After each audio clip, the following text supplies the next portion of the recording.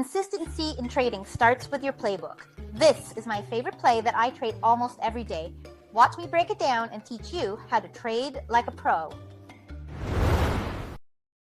This is probably my favorite play. And how it works is you're looking for stocks that are either gapping up or gapping down and really make a strong move at the open, like Apple did here. A lot of new and inexperienced traders will try and chase these moves and end up getting in towards like a high. But more experienced traders will wait for that stock to make a pullback. And usually around the open, you'll get that strong move up, and then you'll have a pull back down towards the VWAP. And that's where you're going to get in. And that's what the opening bounce is. It's having a strong move up at the open on a strong stock, or having a strong move down on a weak stock, have it return to the VWAP, get in, and make a lot of money. So let's take a look at my playbook for this trade. So first thing we look at in the playbook is our stock selection. And for me, I'm looking for stocks in play. And I've gone over this in another one of my videos about stocks in play. Make sure you check it out. It will go over this in detail. But essentially, I'm looking for stocks that are gapping up or down by more than 1%. They have a pre-market volume of at least 300,000 trades in the pre-market. I actually like a lot more than that, around 1 million. More is even better. They need to have an average daily volume of more than 1 million over the last 30 days. I want to see a high RVOL, so relative volume. That means that this stock is trading more than usual. So that usually means there's some interest in the stock and you have a lot of retail traders in it.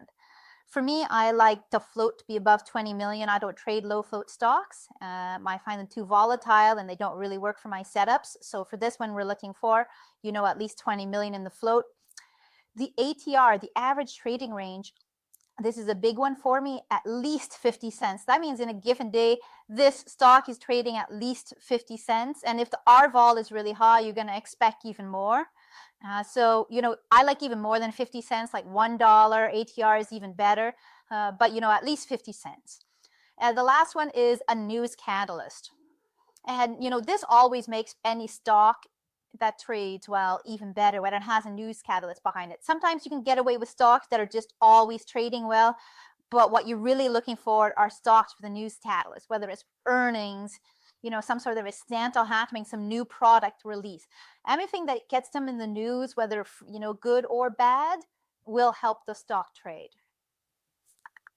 So when does this play work? And it's always important to define when a play works. And for me, the opening bounce happens within the first 30 minutes, and usually it actually happens within the first 10. But I give the first 30. After that, it doesn't react the same way, and this just doesn't work as well. You will have stocks that return to the VWAP and bounce off of it after 30 minutes, but the energy is gone at that point in time, and you don't get the big strong moves so much. Can't say that it won't happen, and it never happens, but you'll have it more often. The earlier that bounce happens, the stronger the reaction and the bigger the move afterwards. So now the conditions. So what do we need for this play to be set up? We need a stock that's made a strong move away from VWAP with high volume. The stock returns towards VWAP. That move back to VWAP is a low or descending volume. And that's important. If it has a high volume going back to VWAP, then this is not a good setup. That means that there's a lot of selling pressure. We want little selling pressure. We want this to just be a normal pullback. Buyers are taking a breather and they're going to start buying again. We don't want to see, a lot of buyers and then a huge amount of sellers. That's not good. So we want low volume on the pullback. We want to see a clear rejection at the VWAP. So, it gets down, maybe it crosses through VWAP and then comes right back up and you're left with a nice doji there. Or maybe it hits VWAP and then there's a double bottom and it goes back up. But you need to see that clear rejection. And the last thing is there needs to be at least 2R between the entry and the high or low before the pullback. And I'll show this a little bit later. But essentially, I need to make sure that the pullback back to the previous high of the day or low of the day for shorting it will give me a 2-to-1 risk to reward. I expect it to go more than that, but I want at least that much room when I'm going to be taking this trade. So let's take an actual look at this and go through the different conditions as they appear on this chart. So first we see this move away from VWAP with high volume. You could see the volume at the bottom there. So this stock is selling off and it's selling off under high volume. You actually notice just before this, it does come back to VWAP before, but that's a very low volume. So there's not a lot of interest in buying here, but there's just a lot of interest in selling. Next, we see the move back to VWAP, and you're going to see that the volume on this is much lower than the volume we had before when we were selling. So that's what we're looking for. Next, we see that clear rejection at VWAP. You see this doji here?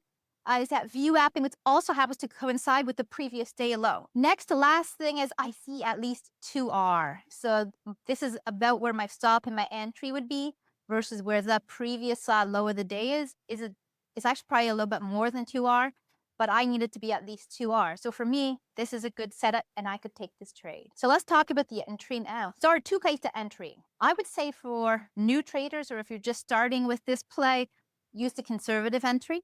And once again, more experienced, move on to the aggressive entry. So to look at the aggressive entry, what we look at is we want to get in as close to VWAP as possible. So we want to identify that rejection, and then as near to VWAP as possible, we get in. This gives us a much better risk to reward. But with the aggressive play, we're going to expect to be stopped out a little bit more, so we might want a smaller share size. Again, because the risk to reward is much better, even with a smaller share size, we can, make more money. Or we go more conservative. And this is, we wait for the candle that rejects VWAP to close. And then the next candle, when it breaks the high or low of the previous candle, depending on the direction of the trade, that's when we get in. So we look at this conservative one here. We have, a clear rejection. The candle closes, and then we get in on the next candle. And that is, gives you more confirmation, but at the same time, your risk to reward is not going to be as good. So the stock needs to go further to make, the same money as the more aggressive entry. Our stop. So the stop should always be below the VWAP. It has to be on the other side.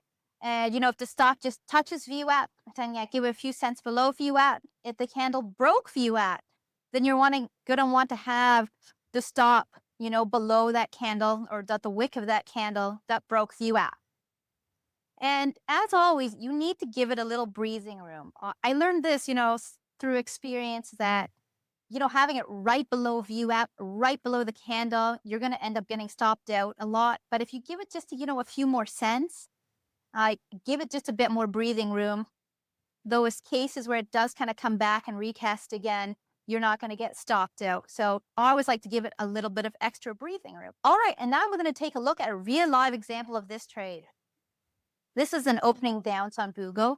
It gapped up, turned the pre-market, and then had a strong opening move on high volume. Now it's pulled back to the view at a lower volume. And we see a clear rejection there at VWAP. So I'm going to go ahead and take this long with a conservative entry on the candle after the candle that broke through VWAP. But stop is going to be around 187.40, just below the wick of that candle that broke VWAP. Now, Google does pull back here, but I'm pretty confident because VWAP was acting as support. And, if I get stopped out, I get stopped out, it happens.